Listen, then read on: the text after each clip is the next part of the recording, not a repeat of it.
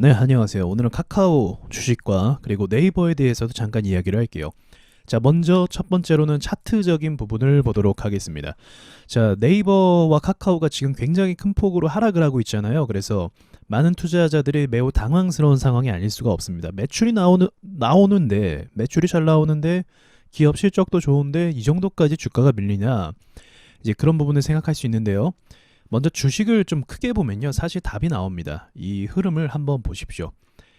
불과 한 2년도 안 돼서 2년 좀 가까이 주가가 뭐 대략적으로 27,000원 정도 가격이 뭐 평균 가격이었다라고 한다면 밑에서부터 한 500%, 그러니까 5배 정도가 쉬지 않고 계속적으로 상승을 했어요. 이건 역시도 우리나라 대표 주식이잖아요. 어떻게 보면 IT 기업 중에 대표 주식인데 굉장히 빠른 속도로 굉장히 빠른 가격을 달성을 했다는 거죠. 그리고 고점에서 크게 한번 상승하고 그리고 큰 폭으로 하락한 뒤에 그 뒤로 반등이 없는 상황입니다. 자, 그럼 우리가 이 상황을 좀 생각해 볼 필요가 있어요. 일단 크게 올랐기 때문에 조정이 되는 것은 뭐 자연스러운 거죠. 언제까지 주식이 계속 오를 수는 없는 거잖아요. 그러나 지금 조정폭을 보자고 한다면 정말로 생각보다 이쯤에서 반등이 나와줬으면 좋겠는데 여기서 이제 이번 하락으로 인해서 더 팠다는 거죠. 그리고 최근 들어서도 반등의 기미가 없었고요. 이 이유에 대해서는 또 간단하게 생각할 수가 있습니다. 네, 악재가 있기 때문에 그래요. 악재가 어떤 거요? 정부가 간섭하기 시작했습니다. 규제를 하기 시작했다는 거죠. 독점을 막겠다라고 볼 수가 있습니다. 독점. 이제 이 플랫폼을 여러 가지를 막 개발을 하면서 카카오 자체 회사에서요. 자회사도 그래서 굉장히 많죠. 여러 가지를 사업을 시도하면서 성공을 시켰어요. 근데 성공을 했는데 뭐가 문제냐면 독점이 되어버린 거예요. 독점. 그러다 보니까 공정한 시장 경쟁이 안 된다. 독점하고 있다. 그렇기 때문에 이제 정부에서 적극적으로 개입해서 규제를 하기 시작한 겁니다. 그리고 최근에는 또 카카오페이에서 임원진들이 주식을 다 던지는 바람에 회사 이미지도 굉장히 안 좋아졌고요. 아무튼 지금 하락 자체는요, 회사의 어떤 기업의 운영적인 부분에 문제가 있다라기보다 차트가 과열된 부분과 그리고 정부가 간섭하고 규제를 하는 부분 때문에 악재가 계속 겹쳤다라는 겁니다. 그럼 악재가 겹치고 하락도 계속하기 때문에 반등이 바로 나오는 걸 좀 기대하기는 어려워요. 그렇기 때문에 이 주식이 바로 오를 거라고 좀 기대감을 갖는 건 제 생각에 무리가 있고요. 저평가돼서 뭐 모아갈 수 있다라고 판단할 수 있겠지만 이것이 뭐 다이나믹하게 바로 오른다라고 보기엔 진짜 어렵긴 하죠. 왜냐면 지금 계속적으로 규제를 한 번만 한 게 아니라 연속적으로 계속적인 규제에 대한 뉴스가 나오고 있습니다. 이런 상황에서 쉽게 오를 수가 없는 거죠. 그래서 가격으로 보자고 하면 이제 이전에 박스 움직임을 좀 줬던 85,000원 부근 정도에서는 저는 여기 부분은 좀 충분히 받아줄 수 있겠다 생각은 합니다. 제가 HMM 분석했던 거 기억나시나요? 예, 영상이 좀 묻혔는데 이 부분에서도 여기 반등 라인을 제가 집었었잖아요. 그리고 나서 이제 반등이 나왔고 여기서 이제 한 번 더 밟고 가면 이제 여기를 뚫으면서 갈 수가 있습니다. 3만 원을. 그래서 이건 또 지켜봐야 되는 거지만 카카오도 그래서 이와 같은 관점으로 제가 수급 라인을 찍는 것이기 때문에 이 라인에까지는 좀 밀릴 가능성도 없지 않아 있다라고 생각은 합니다. 우리 이렇게 또 생각해야 돼요. 이제 악재가 계속 나오고 있잖아요. 그럼 정부 입장에서는 이렇게 기업의 어떤 규제를 하게 되면 회사 입장에서 매출에 제한이 아무래도 걸리지 않겠습니까? 그거를 알고 있죠. 그걸 알고 있고 카카오 증시에도 영향을 줄 거라는 걸 알고 있는데 그럼에도 이렇게 좀 규제를 때리는 건 어느 정도 약간 합의가 됐다라고 보시면 됩니다. 무슨 말이냐면 카카오가 돈을 많이 벌면 결국 정부는 세금을 많이 거둘 수 있습니다. 그러나 이제 대한민국도 공정사회 아닙니까? 그런 부분에 있어서도 균형과 조율을 맞춰줘야 돼요. 그래서 지금 규제가 어느 정도 합의 안에서 저는 이루어지는 거라고 보고 있고요. 이게 어느 정도 진행이 됐다가 적절한 시기에 이제는 좀 풀어주는 단계도 저는 생각을 하고 있어요. 그리고 이것보다 사실 더 중요한 게 뭐냐면 카카오 기업 자체를 좀 보셨으면 좋겠어요. 저는 카카오 주식을 산 사람들이 그런 투자자라고 생각하거든요. 급등주 매매하는 것보다 이제 가치 투자하시는 분들, 회사의 가치를 보고 좀 장기적인 관점으로 보는 분들이라고 생각을 해요. 자, 그렇다면 이 카카오에 대해서 제가 좀 긍정적으로 보는 부분이 많이 있거든요. 그 부분을 좀 말씀을 드릴게요. 그래서 그 부분을 보시고 이제 이 주식에 대한 가치를 조금 더 좋게 평가하셔서 버티는 그림으로 좀 생각도 하는 것도 나쁘지 않고, 또는 뭐 관심 있는 사람들은 이 관점으로 좀 시간이 지났을 때 사는 관점으로도 보면 좋을 것 같습니다. 어쨌든 지금은 악재가 있기 때문에 지금 당장 사는 건 좀 별로라고 저는 생각을 해요. 제가 말씀드리고 싶은 게 무엇이냐면, 저는 이 카카오라는 회사를 보면 좀 놀랍니다. 왜 놀랐냐면, 예전에는 우리 뭐 카카오톡 쓸 때는 아무 생각 없었죠. 그런데 이 IT 회사는 원래 성장이 빠르긴 해요. 근데 그만큼 또 주도권을 금방 빼앗기기도 합니다. 우리 과거에 생각해 보시면 뭐 다음도 우리나라 대표 이메일이었다가 이제 넘어갔죠, 네이버로. 그 외에도 많이 있었어요. 뭐 엠파스, 그리고 라이코스, 뭐 이런 게 있긴 있었습니다. 자, 그런 식으로 해서 이 IT는 주도권을 금방 뺏긴단 말이죠. 근데 이 카카오는요, 대단한 게 뭐냐면 2010년도 정도부터 이제 카카오톡이 활성화가 되면서 그것을 여러 가지 플랫폼 형태로 이제 산업화시켜서 수익화시켜서 여러 채널들을 굉장히 많이 만들기 시작했습니다. 그래서 카카오 게임이 이제 그 시점부터 나오기 시작해서 이제 과금을 이제 카카오 게임이 중간에서 받는 그런 식으로 또 운영이 됐었죠. 그리고 나서 계속적인 상승을 한다라는 거죠. 여러분, 이게 얼마나 대단한 거냐면, 지금 카카오에서 또 네이버에서 또 빅테크 우리나라 IT 기업의 문제로 삼는 것이 뭐예요? 독점이죠. 독점. 자, 그러면 이 생각을 해보시면 돼요. 반대로 기업 입장에서요, 독점은 아무나 못하는 겁니다. 기업의 최고의 운영 방식이 뭔지 아십니까, 여러분? 기업이 추구하는 독점이에요. 경쟁 업체 없는 거 얼마나 좋아요. 가격 내 맘대로 정할 수 있지. 빡세게 뭐 연구 안 해도 되지. 나 혼자 돈 잘 벌고 내가 가격 정하고. 이 독점을 사실 기업들은 다 원합니다. 그러나 이 독점이 되면 어떻게 되죠? 불공정해져요. 갑질을 할 수가 있게 되고, 소비자들은 비싼 가격에 울며 겨자 먹기로 살 수밖에 없어요. 그래서 독점이 정부에서는 막아야 되는 거지만 기업의 운영 방식에 있어서 독점만큼 좋은 건 없습니다. 자, 근데 여기서 주목할 게 뭐냐면, 이 카카오가 하는 것마다 독점을 해요. 카카오 게임 기억나시죠? 네, 이제 많은 사람들이 카카오 게임과 연동되지 않으면 게임이 홍보가 되질 않아요. 게임 회사들이 카카오를 끼고 홍보할 수밖에 없어요. 그리고 메신저, 카톡 말할 것도 없죠. 네이버 뭐 했습니까? 네이버는 이거 따라해서 바로 일본으로 진출해서 라인을 만들었죠. 대박 났어요. 그러니까 네이버도 사실은 카카오톡이 이렇게 잘 되는 걸 보고 이제 일본 시장이 더 많잖아요. 내수 시장이 더 크잖아요. 그래서 일본으로 넘어가는 그런 전략을 취했습니다. 어쨌든 메신저도 독점을 했다는 거예요. 그리고 또 카카오 택시 나온 거요. 뭐 그래서 아무튼 이런 부분들이 문제가 돼갖고 독점을 한다라는 거예요. 네이버도 근데 사실은 마찬가지예요. 네이버 쇼핑이 좀 문제가 됐죠. 네이버 쇼핑에 등록하지 않는 다른 회사 쇼핑들은 이제 사람들이 못 보게 하고 네이버 자사에서 이제 밀고 있는 그런 상위 노출시킬 수 있는 돈을 더 많이 지불한 그런 업체들에 한해서 이렇게 올려주는 뭐 파워링크 그런 거 있잖아요. 위로 올려주고 그런 홍보를 해주니까 네이버도 독점을 사실 했던 거죠. 근데 대단한 건 뭐냐면, 어쨌든 네이버도 이제 그 부분에서는 대단하지만 카카오가 더 저는 굉장하다고 생각을 합니다. 여러 면에 있어서 기업들이 가장 원하는 이 독점의 그림을 계속 추구하는 거예요. 그래서 결국 정부가 이걸 개입해서 막게 되는 구조로 가게 되는 거고요. 여기까지 말씀드리면 좀 아시겠나요? 카카오가 운영 방식이 굉장히 공격적이면서 트렌드를 잽싸게 읽는 그런 기능이 있어요. 기술이 있어요. 그리고 앞으로 어떤 기대감이 또 있죠? 메타버스라는 게 있죠. 네, 이 메타버스라는 또 새로운 어떤 공간이 창출이 됩니다. 그럼 이 공간에서 또 카카오가 이미 많은 고객층을 확보하고 있지 않습니까? 카카오톡 사용자들을 확보하고 있잖아요. 이 기반으로 해서 또 어떠한 또 전략을 구사할지, 또 어떤 식으로 치고 나갈지, 그 부분에 대해서도 또 기대가 될 수 있는 부분이죠. 그래서 카카오톡이라는 회사가 뭐 카톡으로 성공한 것도 있지만 그 뒤에 운영 방식을 보자고 하면 매우 공격적이고 트렌드를 잘 읽고 그리고 앞서 나가는 부분들이 분명히 있습니다. 그래서 지금은 기업들의 그 규제로 인해서 또 과열로 인해서 증시가 하락을 하고 있지만, 저는 어느 정도 가격을 또 받쳐주고 된다고 하면은 최소한 뭐 전고점까지는 다시 갈 수 있지 않나, 그런 생각도 하고는 있습니다. 뭐 다시 뚫고 뭐 랠리로 가는 거는 시장 분위기에 따라 다른 거고요.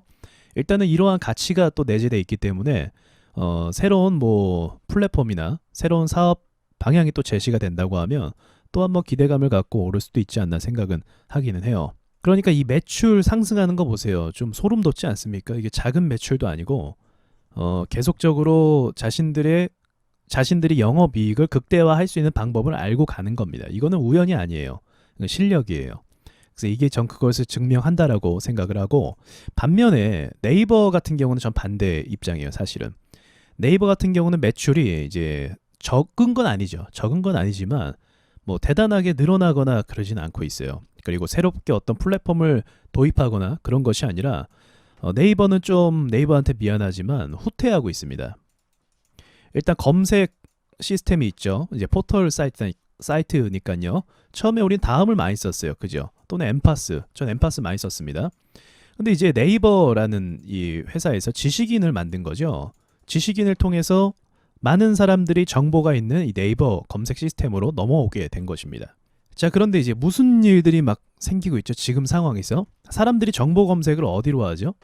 네이버로 물론 많이 하기도 하지만 네이버에서 이제 정보 검색을 하면 어떤 것이 문제냐면 네이버도 역시 자신들이 올려주고 싶은 사람들의 정보만 올려줘요. 그리고 네이버에서 가장 강력한 기능이 뭐였습니까? 실시간이죠. 이걸 없애버렸어요. 그래서 요즘 사람들이 정보를 어디로 검색을 하죠? 유튜브로 검색을 합니다. 이제 동영상을 통해서 정보 검색을 하는 거예요. 그러니까 네이버는 조금씩 이 본질적인 검색 포털 시스템에서 점점 거리가 멀어지고 있는 거죠. 또 악재가 있어요. 뭐냐면 구글이요. 여러분 전 세계 그 시장을요. 검색 시스템을 다 잡고 있습니다. 구글이 못 잡고 있는 시장이 있는데 그게 한국이에요. 한국은 왜 못 잡고 있죠? 네이버 때문에 못 잡고 있어요. 근데 구글이 인공지능이나 이런 시스템들을 적극적으로 도입해서 한국 시장도 겨냥을 하고 있는 중입니다. 그럼 네이버는 어떻게 돼요? 네이버는 진짜 매력이 없어지는 거예요. 여러분 다음이 왜 네이버에게 밀렸냐면 밀리고 나니까 어떻게 해요? 완전 힘들어지죠. 굉장히 힘들죠. 왜 그러냐면 사람들이 이 포털 사이트는요. 사람들을 모아야 돼요. 이게 사람들이 이 안에 모여서 모이면 모일수록 더 와글와글 되니까 더 정보가 많아지는 거거든요. 이게 강점이에요. 이게 포털 사이트의 기능입니다.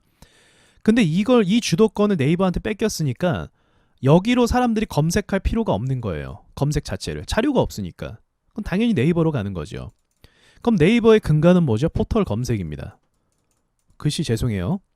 검색 시스템과 검색 기능이 유지가 돼야 돼요. 사람들이 정보를 봤을 때 와 이거는 여기는 정보가 참 많다. 이런 거를 이제 자연스럽게 알고 그곳에 찾아서 와글와글 대줘야 돼요. 근데 이게 이제는 어떻게 됐냐면 블로그도 뭐 파워블로그 제도라는 그런 게 있죠. 파워블로그. 이 파워블로그에서 소수만 몇 명만 전문가 본인들이 또 이제 뭐 선별을 한 것 같아요. 그런 사람들 글만 볼 수가 있고요. 그리고 이제 지식인도 여러 사람들의 글이 예전에 많이 있었잖아요. 막 재밌는 글도 있고. 근데 이젠 지식인에 또 어떤 게 있냐? 소수. 어떤 소수요? 전문가들. 그쪽 분야의 완전 전문가.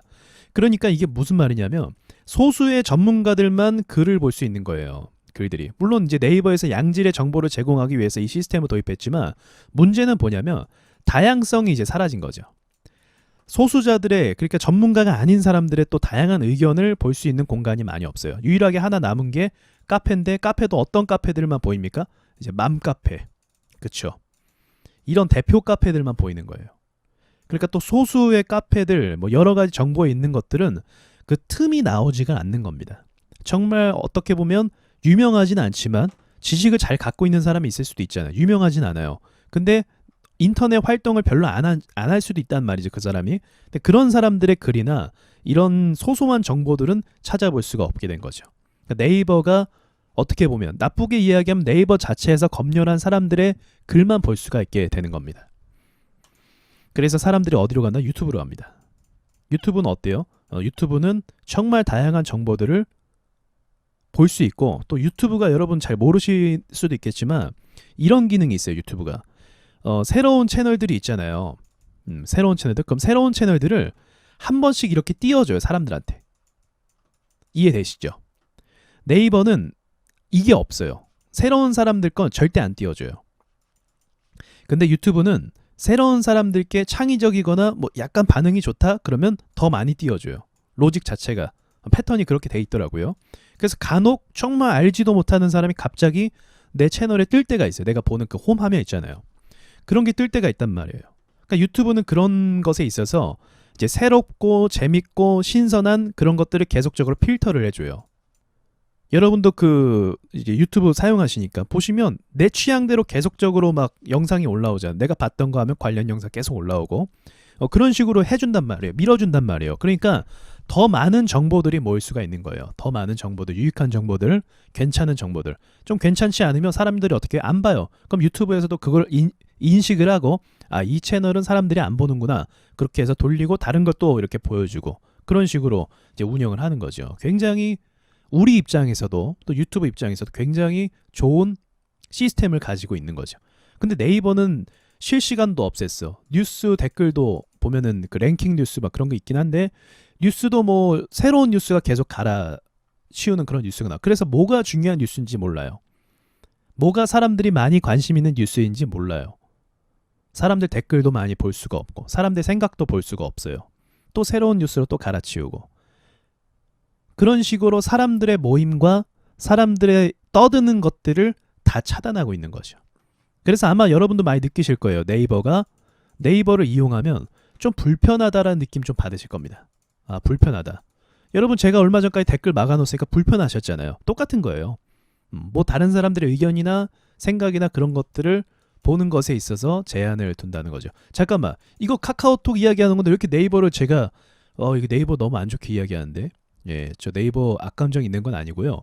얘기 나오다 보니까 카카오 이제 운영 방식 얘기하다 보니까 네이버까지 왔는데 뭐 양해를 좀 구하겠습니다. 네이버 주주분들이 계시다고 한다면 이것도 참고해 주세요. 자, 참고.